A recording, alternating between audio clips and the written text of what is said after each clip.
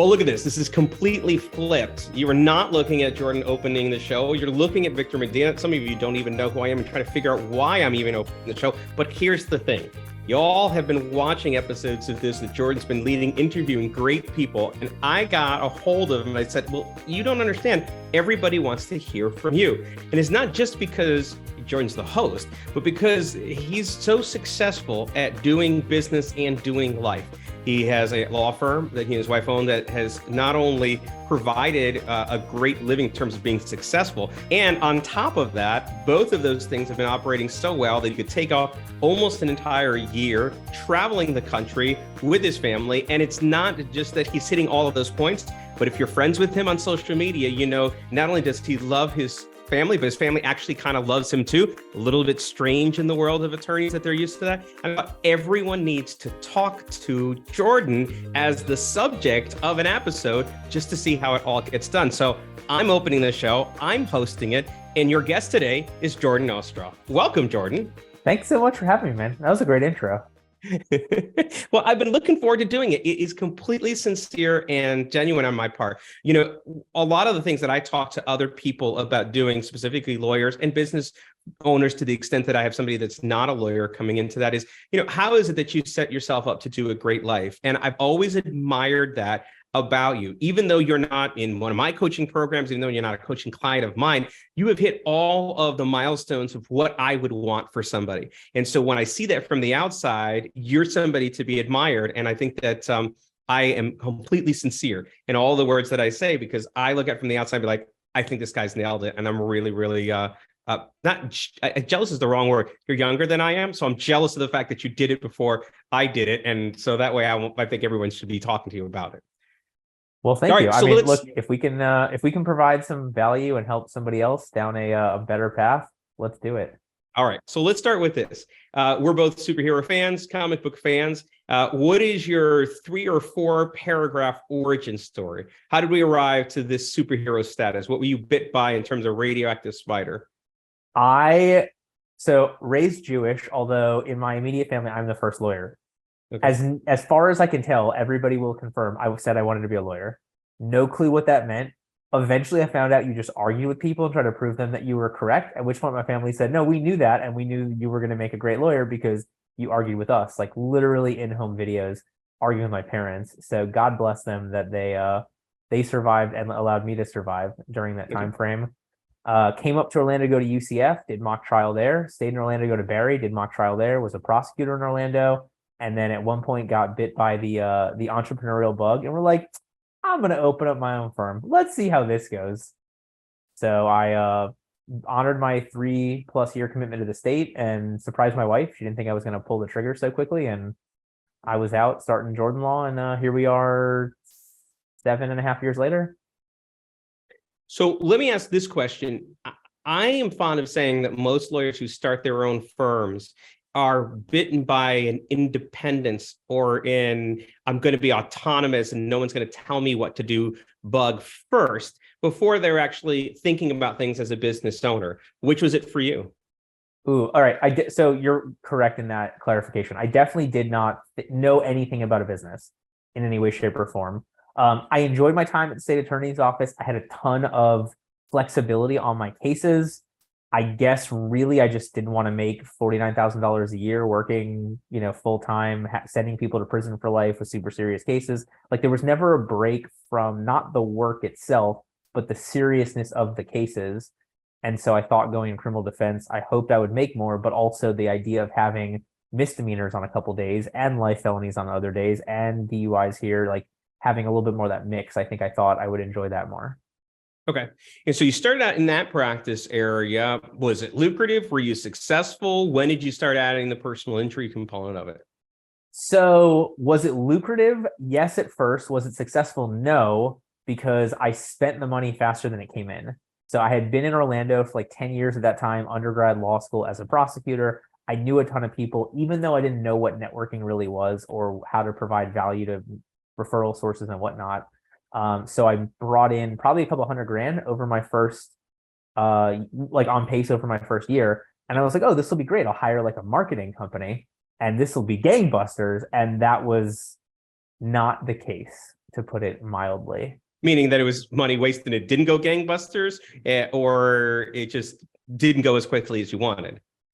So my kid was born on March 2nd of 2018. Okay. So in the January 1st, 2018, I cut like $135,000 year marketing budget down to $0. And for the year of 2018, my firm made $5,000 less than we did in 2017. So not to say that the marketing was that bad, it was bad, but I was able to grow a firm organically to offset all of the crap that I was wasting on direct mail and buying leads and pay-per-click and, whatever else at the time. Well, and that's the thing, because, moving into, if that was really more of where you were spending dollars in terms of the personal injury side versus the criminal defense side, but I think both can be crowded areas. But to be a personal injury attorney in Florida, I think is to be, kind of one of many people. I think we were joking pre-shows, like one of the people that goes to Disney. It's like everyone is there. You can stumble over them. So for you to recognize early that you didn't have to keep chasing in terms of investing those dollars was probably a really wise move in terms of avoiding bankruptcy or whatever it was, or just growing such a machine that the funnel of what you were putting in just required that to just be fed forever. And yet you begin a marketing company. So where's the connection between stopping spending any marketing dollars, working on things that were organic, but then translating that into services that you likely were taking advantage of on your own and now wanted to offer to other people? Because I was missing the entire foundation that all that stuff should be built upon. I had no idea who my ideal client was. I didn't know what success would look like when it came to this. I didn't have a consistent sales process. I wasn't tracking things well enough to make the changes. I was tracking them well enough to know I was wasting so much money, but not to know what to do about it. And so there's like this entire consulting foundational sales process, whatever you want to call it, that you need to have in place so that you can advertise well, or so that you know who your best referral sources are, or that you close leads at a viable rate to actually make money off of it. And I did none of those things. And nobody told me to do any of those things. It's kind of broken down into these two areas. You've got your CRM and your automation side, and then you have your traditional, I think you call them marketing effort side. And I think some people would look at that as from a business consultant standpoint, but like those two disparate activities, like here's one that's creative, here's one objective and standards and process driven. Yet you've combined them and you make them essential. So my guess is that you think that they're interrelated and need to be. And so the question is, do you, and why? Like, why is those two things connected? Dude, I lived it. I mean, look, here's the thing.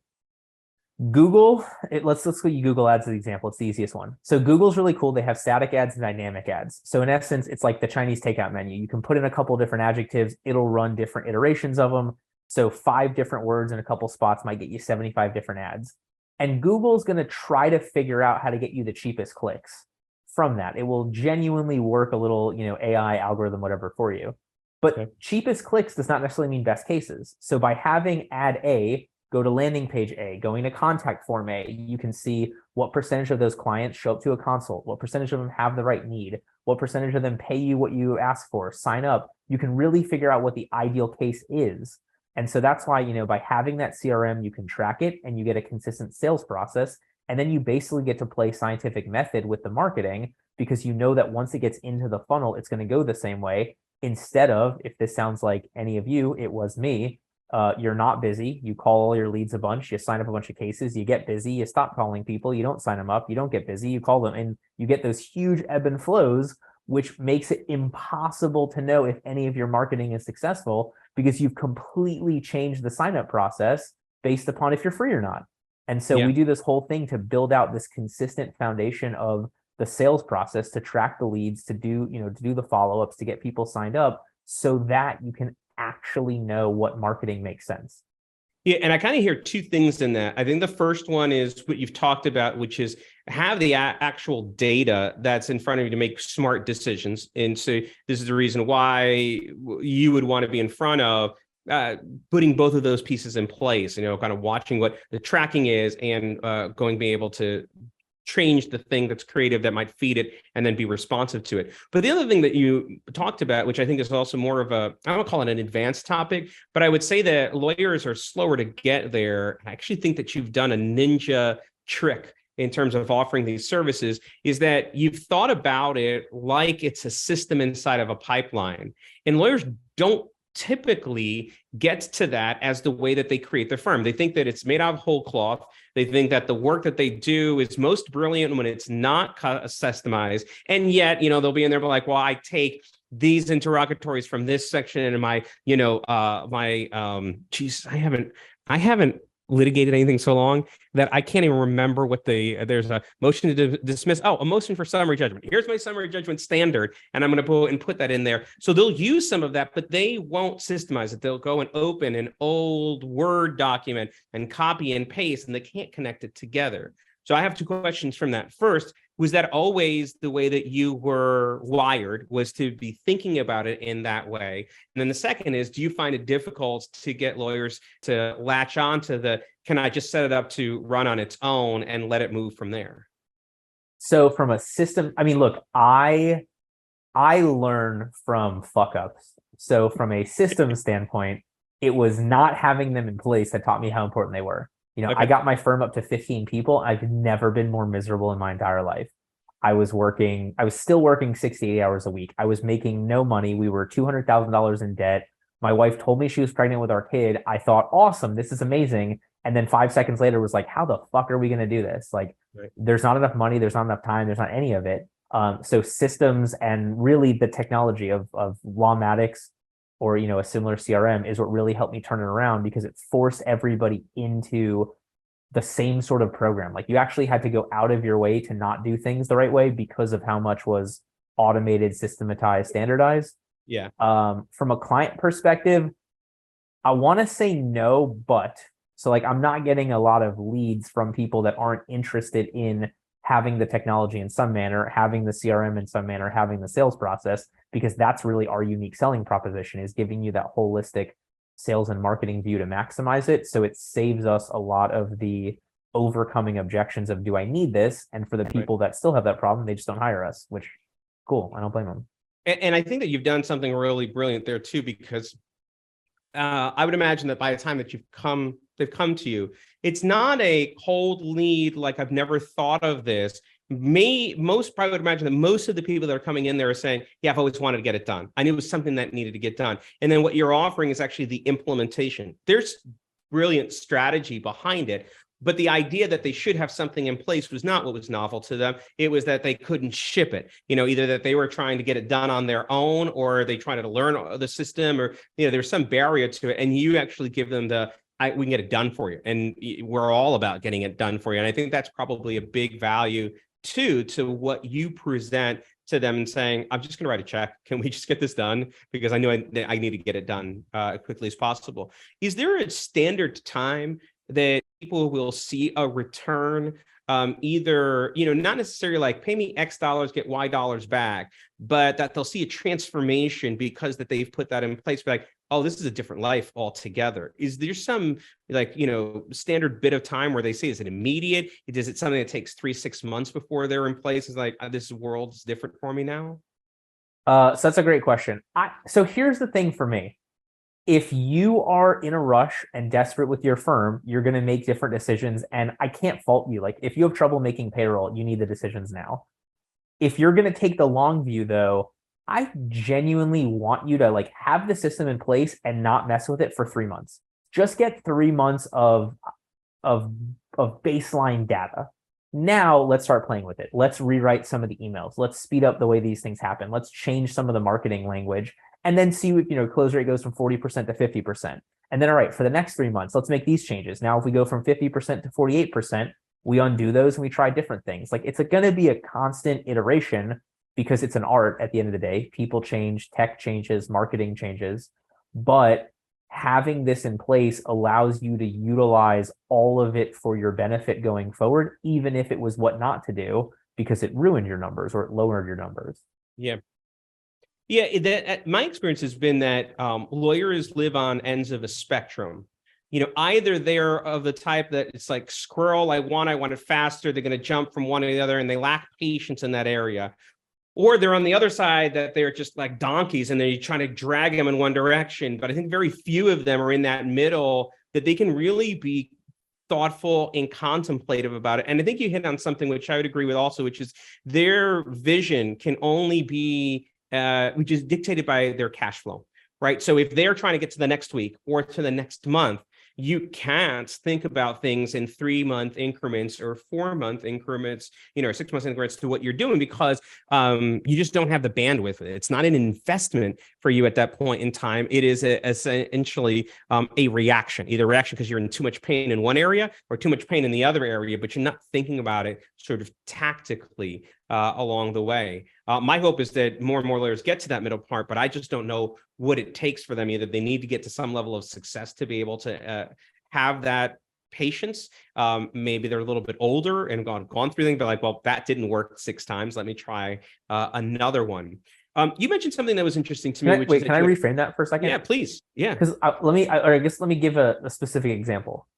If you are a PI firm and you are struggling, and your thought process on marketing to get more cases now is to start a YouTube channel, those things are probably not aligned, because you need the time to build up the brand, to build up the recognition, to get the leads. And then when your cases come in, they're not paying you for 6 months, 12 months, 18 months. Right. So in those situations, like, I'll talk people out of those things and say, look, you need to run ads. You need to run local service ads. You need to run Google ads. You need to run Facebook ads. You've got this market. You need stuff now. However, at the point that you have 3 cases a month coming in, 5 cases a month coming in, now let's put some of that in so that you're not at the mercy of advertising 100% for everything all the time. Because then when, the big firm 3 towns over comes in and all of your costs just doubled, you can afford it because you've got some of the brand recognition, you've got some of the social media presence, you've got some of the referral sources. And so really having that conversation with people over time is what allows you long-term success. So basically, it's more like having a strategy discussion. We got to put these in particular orders. Like, where are you? You could be flush that has a long-term vision because you've already shored up the things that are coming in short-term and regularly. And now what you want to do is you want to reduce your overall cost. We can, deal with that. But if you're having a struggle to meet something that's in the short term, then to the extent you have anything to invest, let's meet that need first, shore that up, and then play the longer game of trying to reduce the overall cost for them or make something that can be more perpetual as opposed to reactive. Is that fair? Yep. Nice. You mentioned something that I wanted to explore a little bit more, which is that you'd grown this team size to 15 miserable with your life. And that was the pain that got you to reorder what you were doing. What component of that was dictated by the leadership style that you wanted or you didn't have, the hiring that you've done to it? And did it change at all once you had built the firm different, that you either were bringing in different people or you were different coming into that? I don't want to manage. I don't want to micromanage. I don't want to macro manage. I guess, let me rephrase. I want to macro manage, but truly, like, this is the vision. These are the goals. Go on and do your thing. Come to me with questions. Don't silo communication. Right. My problem was there was nobody. We were doing multiple different practice areas. We had criminal law, we had PI, we had business law, we had family law for some time frame. We didn't have a consistent system, even though we had a case management system. We didn't build everything in there with consistency. We had our staff spread out across multiple attorneys. There wasn't consistency there. There was no management. It was a freaking nightmare. And I say that, knock on wood, no bar complaints from it, did a great job for the clients. It was me, like, everything is burning. And now literally somebody wants to hand me a baby in 6 months was the experience from that. Some lawyers will find significance by the existence of the fire and solving it. And I would read you from the outside as saying that you like being able to problem solve and find ideas, and they're like, you're hungry for stuff. I mean, one of the things I would have put in the opening if I actually had written it before I said it was, one of the things that I am really impressed by is that you, notwithstanding your uber level competence in all of these areas, you remain humble and curious to continue to learn. So I think that you're about achieving new things. What was it in that scenario that was like, no, the fires aren't fun to put out, I need to solve them a different way? Was it because it was people and you didn't like managing it? And there's a lot of lawyers that love putting on the cape, and that's how they know that things are great, because they can come in and swoop and take care of them. Just not you, just not the way that you're wired. Ooh, good. You ask good questions. Honestly, so I want to go back to this. So I started out as a prosecutor, did that for over 3 years, did basically all criminal defense for about 4. So 2017 into, I guess, into end of 2018, 2015, whatever. I had more colleagues die by suicide, stroke, overdose, heart attack in that time frame. I can tell you there were only 2 colleagues of mine that I know who retired in the like 6 or 7 years right there. There were unfortunately more than that who passed away. And so I think that was part of it, was just realizing like, why am I wasting so much fucking time on the same problem over and over again? Because I never had the mindset of put out the fire and prevent it from coming back up. It was just triage. So, okay, we have a problem here with intake. Let's jump in and resolve that right now. Well, now we have too many cases. So now let's hire somebody. But now wait, now we have an intake. Like, it was never problem preventing. It was at best problem mitigating. And so I think a lot of that drove me nuts with it.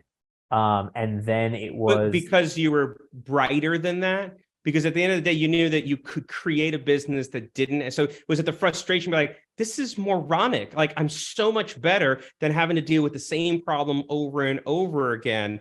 Well, why not stay in that routine? Like, what was it that caused you to snap? Because you got to slow down to do it. You have to look around. You know, like, there's a lot of it that is a dedicated decision that sometimes the urgent is so present. It's very difficult to sidestep that to work on the important. So what was it about it that got you to kind of get off of the train? Really, it was knowing my son was going to be born. So cutting the marketing. So that lowered the amount of leads, that lowered the amount of cases, that allowed us to get rid of some of the staff. It allowed me the time to be more specific with the software. And I had Frankenstein together basically Lawmatics through Zapier and Google Sheets and PandaDocs and Practice Panther and whatever else. For sure. Right. Every 2 to 3 weeks, one of the programs would change. It would blow all the zaps. So now I had a program that didn't have that issue. Like, there were a lot of things that came together at about that same time frame that were longer term solutions. And the more I found those, the more I was able to spend time on longer term solutions. The more I realized I didn't need to be stuck in almost any of the day-to-day. It's interesting. I have had a similar experience personally. We call it the mass bloodletting of 2015. And that's when we went from 9 people down to 2 to start over. And I think it was a combination of being able to only have 2 people on the payroll. I mean, we had some placement service that was giving us warm bodies just because we had enough that warm body was there, but it was good. It wasn't a long-term commitment, because we needed the opportunity to stop and re-engineer what we were doing for the thing that I wanted. And I don't know that it was coinciding with when I started losing weight, like, significantly, but those kinds of life changes, what you were talking about, like, oh, I can see where this is going, and there's none of that I like. And being able to make that kind of massive, often painful change to make it different, I think is... I mean, I've experienced it, and I think a lot of people that I've watched turn successful. There hasn't been a lot of people that have walked in and knew it instinctively, that there had to be a pain point to make that change for a lot of what we're talking about, which is that you just get into the routine of being busy and putting out the fire, not really thinking about it tactically. All right, another harder question off of this, which is what I have watched, experience, what I've personally been experiencing lately, and I'm curious about whether or not you're there. When I survey law firms that are growing, whether you think about it from having a complexity ceiling or the next layer of enlightenment, what I found is that the team composition needs to change for us to make it to the next level. So I think I'm fond of saying that you got everybody in the bus, they're in the right seat. You were going to Albuquerque, but all of a sudden the direction that you want to go is in Austin. And it's probably right and proper that you get them off the bus, because they didn't sign up to go to Austin. They signed up to go to Albuquerque. Those pivot points, are they things that lead you to think about growing or transforming the firm in a different way? Do you have goals that you're reaching for that says, no, this is going to be scaled, this is going to focus on different things? Or are you comfortable about where things are right now and you're looking to put those pieces in place to just shore them up to keep letting you live your great life? So here's how I will frame it. I sort of hate goals. And I want to be very specific on that. I think you need a strong vision of where you want to go. But then when it comes to goals, goals don't execute. So I then want to create the habits and the consistency of execution to get to that vision or get to those goals. I mean, if you want to call it that, fine. So from our standpoint, a lot of it is like, getting in a car and saying in GPS, I want to get to point X. So what is the revenue of that? What is the profitability from there? What is the size of the firm from there? What are the day-to-day responsibilities? So like in essence, I like creating your current accountability chart. So instead of the org chart, the EOS accountability one, but then creating your ideal accountability chart. Right now, you as the owner may be in 5 different seats, but if you know that that's the firm that you like, great. You can start putting those seats on, off of you onto somebody else one at a time. The more that you have that plan, though, the easier every decision becomes, because does it get me closer to that goal? Does it get me to the financial number that I want? Does it get me to the size number that I want? Does it get me to the client experience that I want? As opposed to just saying like, oh, well, more marketing is better, but it's not always. Right. And I think you're referencing, or at least what I've always heard is being James Clear's quote from Atomic Habits, saying that we don't rise to the level of our goals, but we fall back to the level of our systems, which I think is kind of where you're going. It's like, I want to focus on that part of it, because all I'm going to do is shore up, moving it up from the bottom, that the backstop of that just gets higher and higher and higher. And I may have a goal that I eventually want to get to whatever level that is, so, as I grow, but it's because I set that vision up of saying, that's what I'm growing that to, or I'm growing it by the backstop as opposed to aspirationally. Is that fair? Yeah. I one of my favorite newsletters that I wrote, which is way vain, but I don't like all of the ones that I write. I like this one. So I wrote about, we figured out that from our average PI case value, 10 cases per month, 120 a year is like $968,000 for the firm. So we came up with the goal of, or the vision of, or goal of doing that. We're not going to do that. I don't think we're going to do that for 2023, but we're on the path for it. So then from that, we need this number of leads to get there. We need this number of referral sources of these kind of types to get to those leads. And then to stay top of mind with those people, we need to send them this many cases. We need to connect with them for this many lunches and keep them over here and do this and do that. And really breaking it down. So now that when I come in, there's a series of things I know I need to do every week. I need to write a certain number of cards to people. I need to review a certain number of other businesses. I need to upload a certain number of Google My Business pictures, all these things I know happen every week. And then you have your more 12-week year planning, your traction planning, your 4 disciplines of execution thing on the more specific things, knowing that I've got these every week habits that are going to be enough to get me where I want to go, assuming I guessed right, assuming I execute them correctly. But, you can always reassess those as you get closer and closer.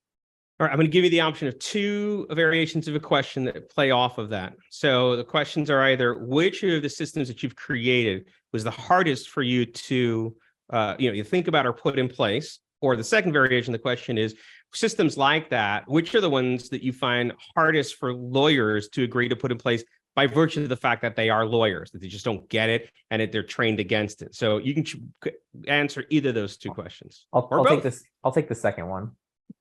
Anything. Well, you need to be self-aware and be like letting I'm terrible at all these things, but you're quite honest about the stuff that you suck at. So I'll give you a pass on that one. Thank you. And that's what I'm going to delegating, like knowing what of those things somebody else is better suited for is the biggest thing when it comes to these systems.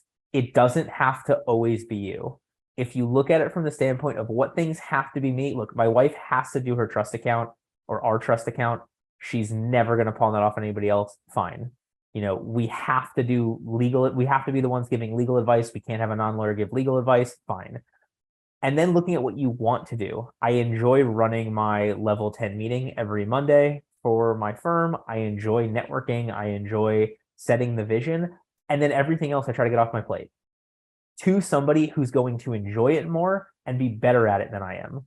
And that's where I think we struggle the most. So this is interesting because I think I agree with you in concept, in an ideal setting, that first of all, I agree that there's always going to be somebody better than you to do things that you probably are currently doing. But I don't think that most lawyers would think about it that way. Most of them would want to hold on to things that they're delegating because in fact, they think that they're better. And often, in fact, they are better, whether it's writing or proofreading or whatever else, they're constantly correcting what is only 80% of the work. So I challenge that a little bit. Do you find scenarios that people have that you can help solve, somebody delegating something that only gets to a certain level of better, or is it necessary that who you're delegating to always outperforms what you're capable of doing?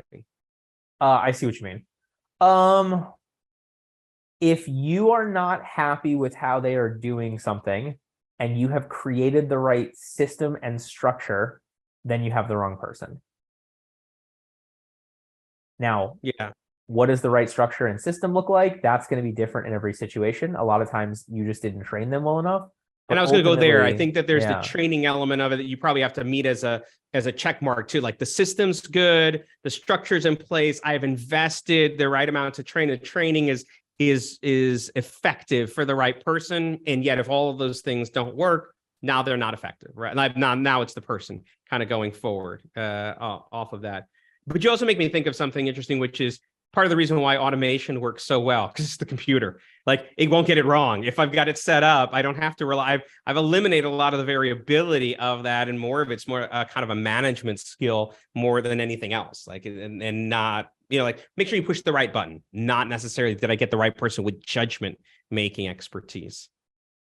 Yes, and from that standpoint, then you need the person who either has better technical skills to keep the computer system working, or better soft skills for when you get Mrs. Jones who wants to have everything explained to her 4 times. When you have somebody answering the phone or the paralegal who truly is empathetic and cares and goes through and has the patience, because they're not doing 100 stupid things that could have been done by a computer, they can actually sit down with that client and truly treat them the right way and customize their experience enough to provide the best value, because they're not stuck on all the stupid stuff that, filling out contracts and spending 30 minutes for every retainer agreement to go out when it's the same thing except for 3 lines that are different.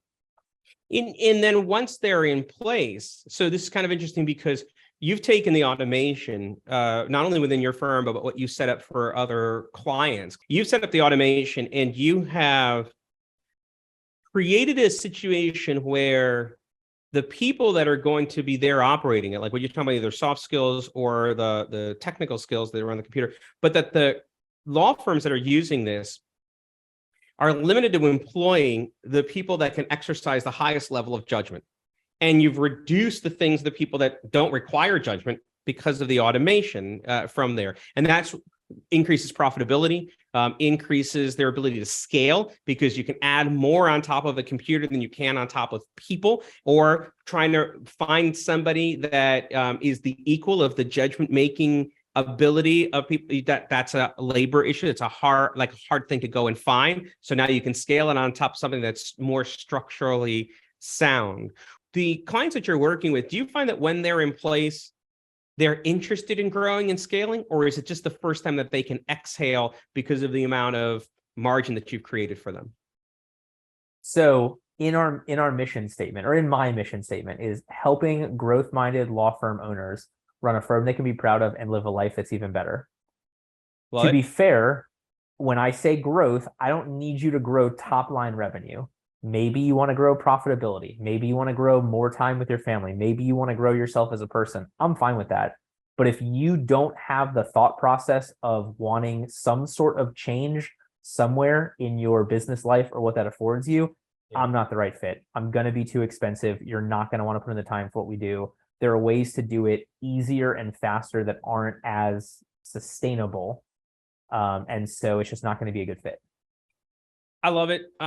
Those are the people I want to work with as well. Both the folks that are my clients of my substantive stuff that I do in my companies, the clients that coaching stuff that I work on, is I'm looking for people that are trying to improve themselves, that they're going somewhere. In large part because I think as we continue to reach forward or try to grow out of something, it keeps us alive. It keeps us moving. I'm really not interested in hanging around with a lot of people that are just stagnating. I mean, it's kind of like they're on the first step to rotting. It's like, I'm good. I don't need to be around that. I'm not interested in doing that. And it's just much better life. So to that point, and as we get towards the end of the interview, you've done this fantastic job of putting yourself in a great position, and now everyone around you has got this great judgment-making ability, and you're sailing. What is the next horizon for you? What are you growing towards? What is it that you're looking to expand and reach for that's new and uncharted for you? Me personally or business wise? No, you personally, I think I want to start with. Okay, so I am fascinated by AI. Like that is the next thing for me. In what manner, I have no idea. But here's where I want to start with. It's amazing to me the amount of people that now think they are copywriters because of ChatGPT. And I hate to burst your bubble. You're not a copywriter. That being said, I think if you are a copywriter and you're not using ChatGPT, you're wasting a ton of time. You're charging your clients too much. You're not getting enough accomplished because you should be able to produce 4 times, 6 times, 8 times as much content using a lot of it as the framework. And so, by the way, in just changing the prompt, give me 6 or give me 8. It's exactly the same input. If you say, give me 8 variations or 6 variations, you should be able to do it. And each one of those, just by the way, you change the prompt with AI these days. Well, and go back into it and put it actually in the firm's voice. But if you don't need to write every single word, but you can write 20%, like if you can write, 80, 20, whatever, the 80% delegation rule. If AI can do it 80%, then you can get 5 times as much done adding the 20% on top of it. Like that's the part that fascinates me going forward, because we are in the infancy of this technology. What's coming down the pipe from Google stuff, and with Microsoft putting $1 billion into OpenAI and having it in Bing, like as cool as I think ChatGPT is, the thing that's 100,000 times more knowledgeable is coming in the next 6 months. I'm so interested to see what that does, and I want to make sure that people have the right skills to accomplish it. This is going to be the next step of automation taking away factory jobs and technology taking away farming jobs. Like this is the next step.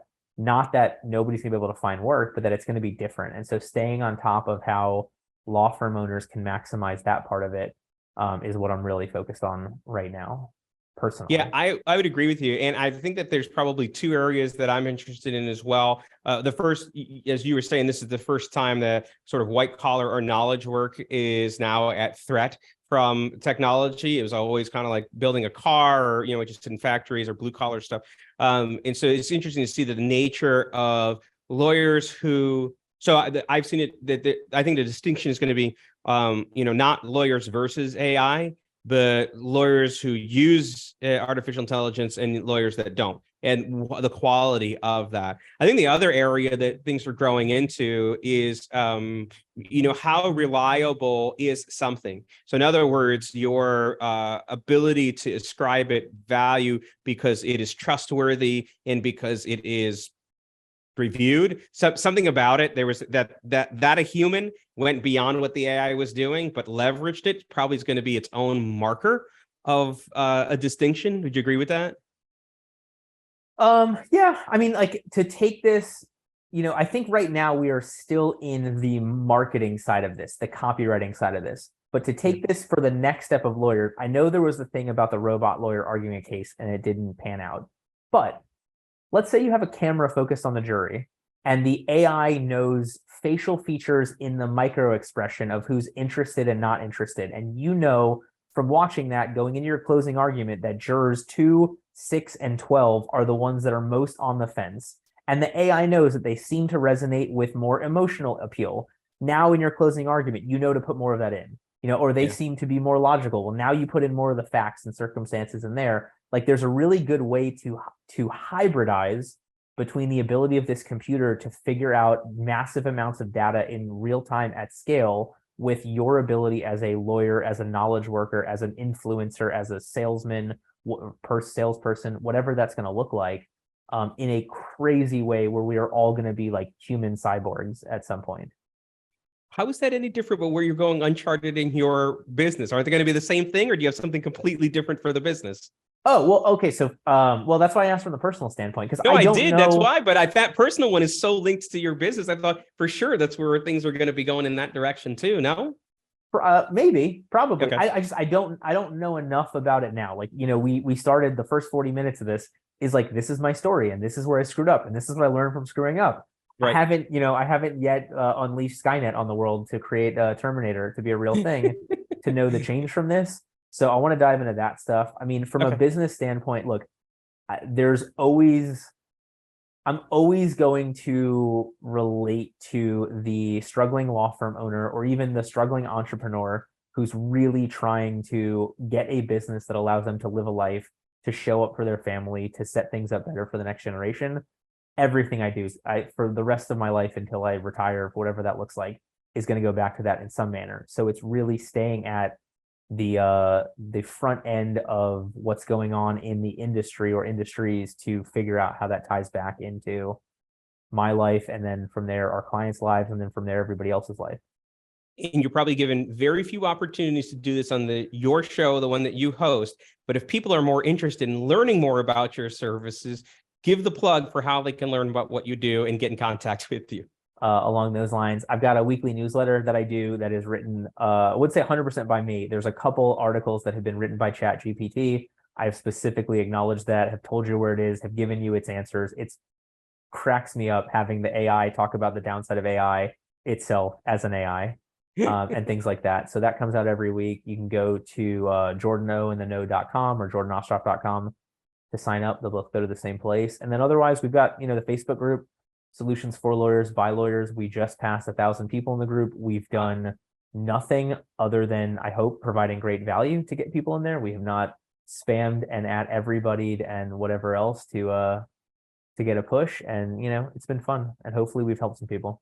I think it's a great system that you've got set up, because when I go to the website, once I've learned a little bit about you, I can hit to the next steps. And when I get to the next steps, I can schedule just a discussion, whether it's, taking an audit about where things stand or trying to figure out what I should be interested in. I like actionable things like that. So I think you've done a great job of providing value on that first ask, because sometimes it can be scary, especially for lawyers that might be once bitten, twice shy with marketing. I mean, you're not the first marketing company to come around to say, come talk to me about something. And so the story, not only because you have a practice, but you've thought about it from their perspective. And so it makes something valuable in that initial conversation, I think, is a great way of saying, hey, try out our thinking and see whether or not it's something that jives with what you need. And if that's the case, let's continue a conversation.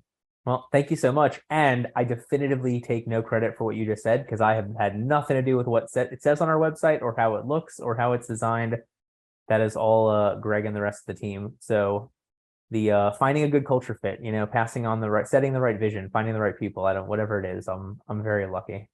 And I think that's a great place to leave it, because, as I mentioned in the opener, you're living a life that I think a lot of lawyers should be striving for, in terms of designing a life and doing something that serves them, rather than being a slave to their firm, or just not taking advantage of this tremendous opportunity that they have. And so, I wanted to be in business with you, not just because of the services that you provide, but the kind of the model of the life that you're living. And I would add one more thing, which is that if you don't follow Jordan on social media outside of it, just to see that in fact is living such a great life, do that as well, because nothing more heartwarming or charming than watching you deal with your kid. I know it's probably carefully scripted, that we're seeing the right moments and not what it's like to raise a toddler. No, but dude, I had the smash the iPad story. I had my kid's about to be 5, and he's like in the 1 percentile for height. So he's like the size of a 2.5-year-old. Dude, he took off his shirt the other day. He made him so mad. I thought he was going to fight me. Like, I have built a little Florida man. So it is, I wish I was smart enough to make up some of the hilarious shit that he does. That's funny. am not that, I'm not there. That being said, okay, for anybody, if you are interested in the weirdest moment in your life, and this is not something that we offer, you have to find somebody else, but do like a true personal branding session. Like, really talk to somebody who breaks you down into the viability of you as a brand. Yeah. It's the weirdest conversation I've ever had. If you are vain, it's probably great. If you are modest, it's so terrifying. But like, ultimately, I am a lifestyle brand, which is a weird concept as a lawyer and running a marketing company. But that's what this breaks down to. But it's clear that it's been all the way through, whether it's the Hawaiian shirts or the fact that on your About Us page on the law firm, you got your Halloween, picture where you're dressed up like a shark. That's the lifestyle brand, and it's a way of distinguishing who you are. And by the way, you know who you're going to be getting as a lawyer when they contact you, and I would imagine as a marketing and kind of business running consultant as well. Well, listen, you've been great in terms of giving the time that you have. First of all, I want to thank you for turning over the reins. Hopefully I haven't destroyed the place being in charge of interviewing you, but I also want to find out when the episode airs. I was going to say, see how many views, what the dislikes are, unsubscribes, whatever it is. If you have people leave the group, then it was completely my fault. I'll do what I can to bring them back. But I also want to thank you for being willing to be the subject off of it as well. I told you I think people deserve to hear from you, but at the same time, I think it takes courage to share all the stuff that you're doing. So I'm glad to have given you the opportunity to let yourself shine from it, because I think everyone deserves to hear that. So thank you for being a great guest, Jordan. Thank you so much for being willing to host, man. And I guess that's it. If you enjoyed this, join the Facebook group, Solutions for Lawyers by Lawyers, and then we'll see you back here for the next episode. That's what I forgot. I forgot the closer. The CTA, the call to action, the most important thing. No, but seriously, thank you everybody for your time watching this, listen to it. I hope you got a ton of value from this. That's what I'm trying to do. We all have a limited amount of time. Hopefully we spend it doing the things we like to do with the people we like doing it with.